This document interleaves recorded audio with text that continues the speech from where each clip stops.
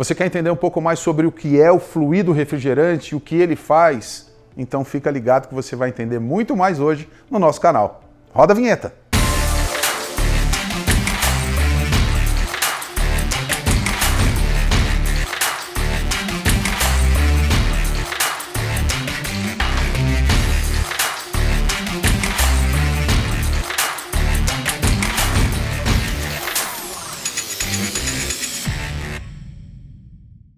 Muitos chamam de gás, mas não é gás o nome certo. É fluido refrigerante. Certo, Luiz? Perfeito. Ao meu lado, Luiz da TCL, recebendo a gente aqui mais uma vez no showroom da TCL. Seja muito bem-vindo ao canal da Dias e você vai entender o que é gás, ou melhor, fluido refrigerante. Certo, Luiz? Vamos aí tentar ajudar vocês aí a compreender essa mistura, né? O que é e o que não é, certo? Temos uma primeira pergunta aqui que vem do Paulo, que é o seguinte: o que é um fluido refrigerante e qual é a sua função em um sistema de refrigeração? Ele falou gás, eu já transformei para fluido refrigerante, certo? Certíssimo, Cris.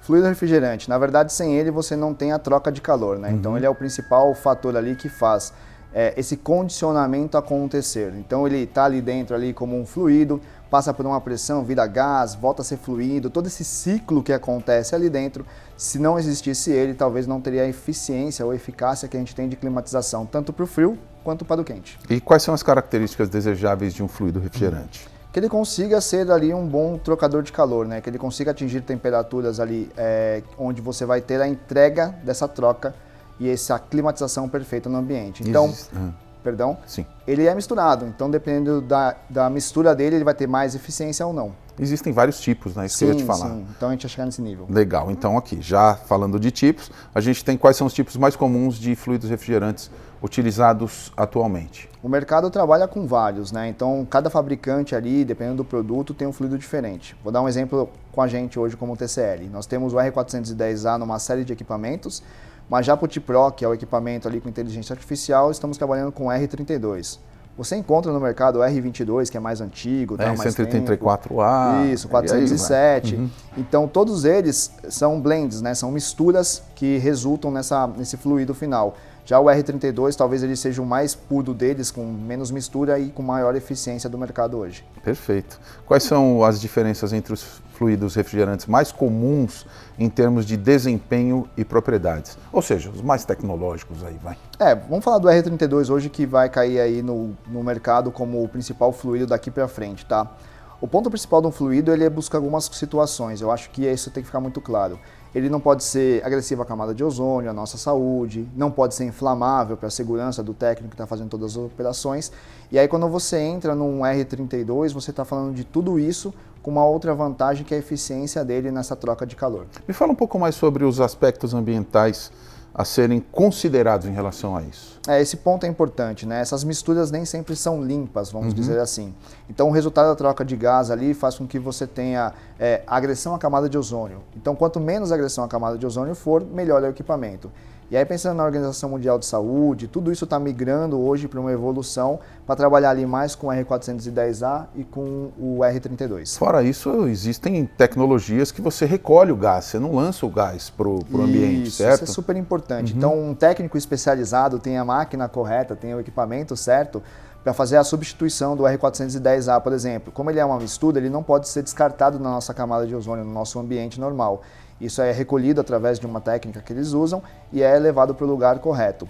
O R32 traz uma facilidade, então ele não precisa fazer essa recolha.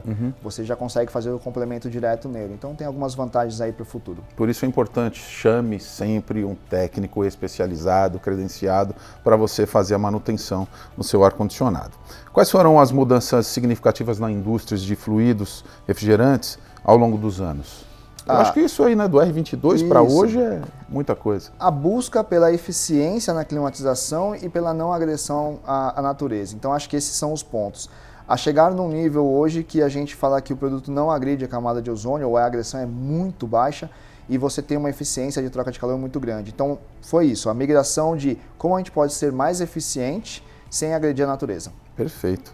Além disso, falando de gás é isso, tem as tecnologias inverter que também ajudam muito a natureza, certo? Perfeito. Agora, quais são as vantagens e desvantagens dos fluidos refrigerantes mais comuns hoje em dia? Quais são essas diferenças entre um e outro? O que não pode ter no fluido hoje é inflamabilidade, quase não sai a palavra. Não pode pegar fogo, não pode explodir.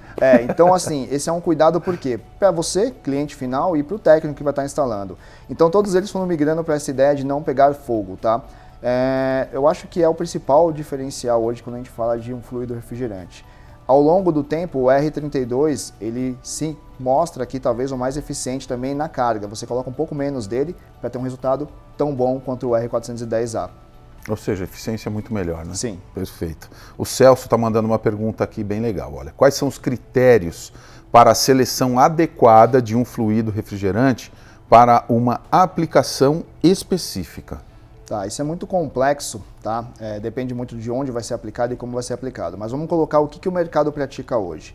O ar-condicionado, quando ele é desenhado, quando ele é pensado, ele já determina um tipo de fluido para aquele ar.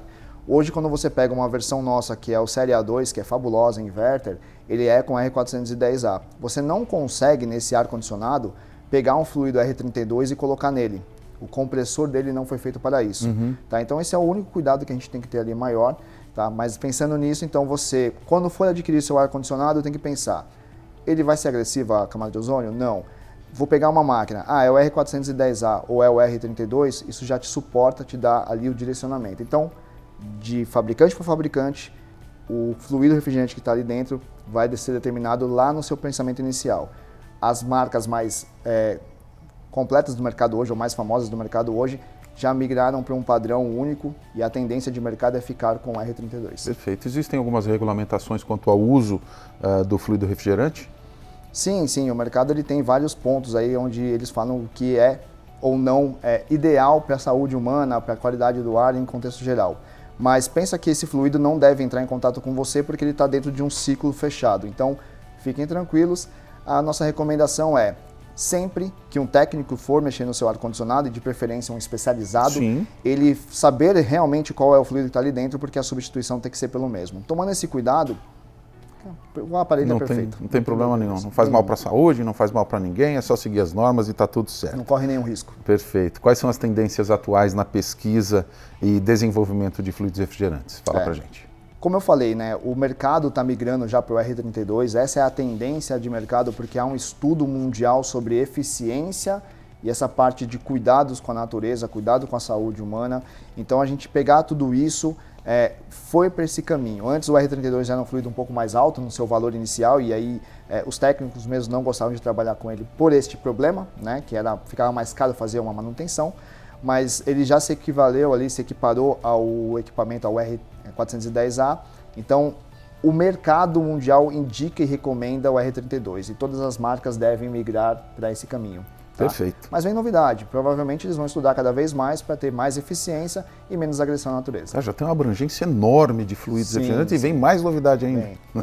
O mercado não para, né? Não para. Então você fique atento ao nosso canal, que as novidades sempre aparecem em primeiro lugar aqui no canal da Dias. Luiz, mais uma vez, obrigado por ter recebido a gente aqui no showroom da TCL. Foi um prazer conversar com vocês, Cris. Obrigado pela participação e até a próxima, pessoal. Agora você faz o seguinte, dá um like, se inscreve no nosso canal, compartilha o nosso vídeo com alguém que precisa aprender um pouco mais. E se você tem dúvida, não tem problema nenhum. Tem os canais de comunicação aqui da Dias, onde você pode colocar sua pergunta e a gente vai responder no próximo vídeo para você, certo? Aprendendo sempre mais com a gente aqui no canal da Dias. A gente se vê no próximo vídeo.